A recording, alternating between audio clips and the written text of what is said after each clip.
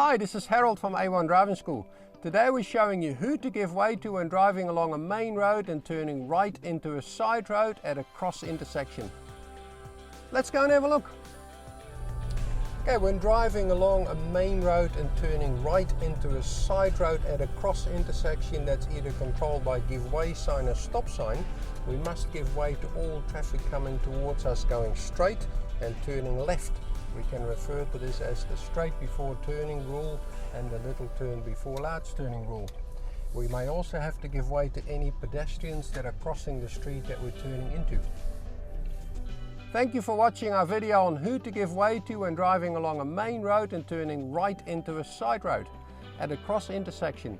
We hope you found it useful. Next time we're showing you who to give way to when approaching a cross intersection and going straight ahead.